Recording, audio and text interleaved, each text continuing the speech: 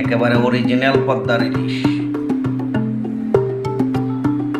দেখাই যাচ্ছে, তার কালার এবং মুখের আকৃতি সব কিছু।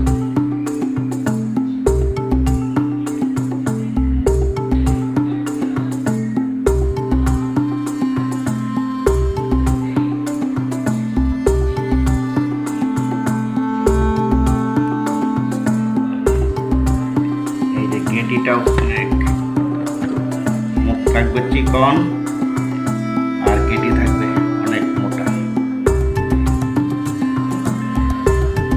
এবং এর কালারটা, এই যে কালারটা অরিজিনাল পদ্মার ইলিশের এই কালার হয়, এখানে অন্য কালার থাকবে না, বা এই অংশটাও তো লালচা থাকবে না।